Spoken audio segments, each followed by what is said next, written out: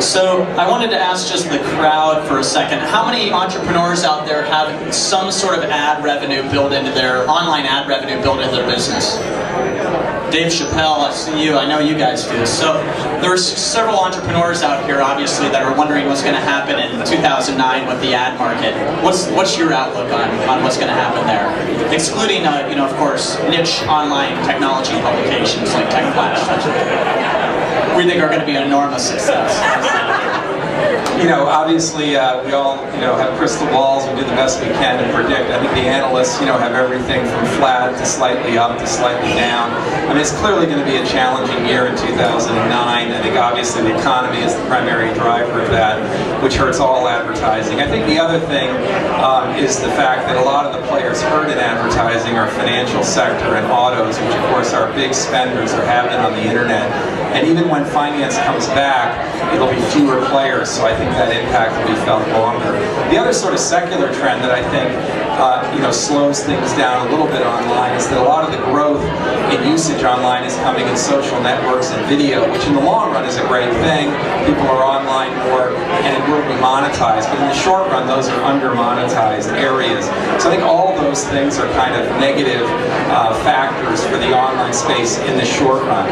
On the other hand, on the positive side, online will continue to still share from offline, and I think over time, you know, more sophisticated targeting, which is what Microsoft and Google and others are investing in significantly, that will make CPMs go up again. They're going down now, but they could go up again with better targeting. Video, once people figure out that model, is a huge opportunity, and emerging media in general, you know, moving into digital media, television, etc. So long term still looks very good. You know, 2009 I think is going to be very challenging.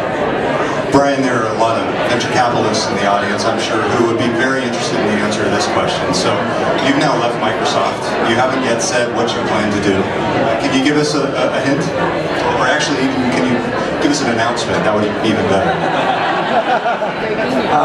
No announcement. I mean, basically, I figured coming here and talking to you is one big job interview. So, I'm hoping I'm making a good impression.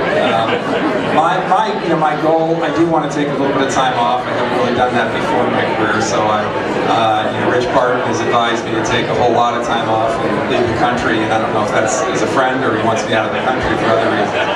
But probably won't do that, but take some time off. And then we are, as a family, committed to the Seattle area is for the foreseeable future, and so I'd really like to stay here and find a role in a company, a growth opportunity, and I imagine in the technology sector. So if you hear of things, please let me know. Would you consider starting a new company? With the right idea, I would, and the right partners, I would, yes. I don't personally currently have an idea that I think is compelling enough, but you know, for the right idea, I would never say never, but that's not probably my first guess of what I would do. If you were to start a new company, would you base it on an advertising model? I certainly wouldn't be averse to doing that at all. But again, I've had a career that's been varied. I started in packaged goods at General Mills. I worked in media at ABC. You know, obviously ran an online advertising business. Now spent some time at Microsoft. So I'm not wed to any particular model. I get excited about different kinds of business that I find are interesting, where I feel I can personally contribute, learn, and grow in the job. And then I just have one more question on, if you were an ad buyer for a Fortune 500 company in 2009, where would you do your advertising spend? Yes, online or offline. Well, I mean, I guess at this stage, I would do both. I mean, I clearly would invest online because that's where people are, and it's more efficient in a lot of areas now. But I wouldn't abandon offline yet. I think there still are people, despite rumors and actions to the contrary, there are people reading some newspapers. There are people watching television and listening to radio. I mean, clearly you need to shift dollars away from there and go to more accountable media and be where digital is headed. But I think right now I would be doing both. But I would be definitely looking a lot to spend more money online and test and learn, which you can do in an online, and get measurability and accountability. Okay, I think we're going to take one or two quick audience questions. So is there a mic floating out there, or should I hand this one out? Anyone have a question?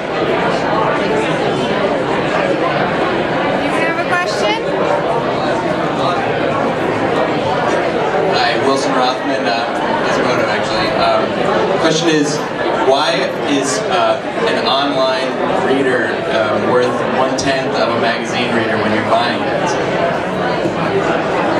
Well, I mean, I think that will, it depends on where you're buying, and I think that will shift over time. But I think, media buyers are, like all of us, are a product of their history and what they're used to. And that, when they buy an ad in a print magazine, they know what they're getting, they know the environment they're getting, they have a sense of the target they're getting. When they're buying online, it depends if they're buying a fixed placement or they're buying in a network. They know there are ways to, if you want to buy the homepage of MSN or Yahoo, you're going to pay a lot more. But on average, you can get lower CPMs, of course, by also buying and spreading your buy across multiple spots. I think what will change that over time is the further erosion of print media on the negative side, and on the positive side, better targeting, so that people have a better idea that they are also reaching, that female 18 to 34, or maybe even a female 18 to 34 who likes to play tennis or who is in the market for a car, and you can get really refined. And I think that, people will pay more for that today. At Razorfish and using Atlas, for a while we've been targeting people who come to a website to look at a product and then retarget them, remessage them elsewhere on the web. And advertisers will pay a lot for that.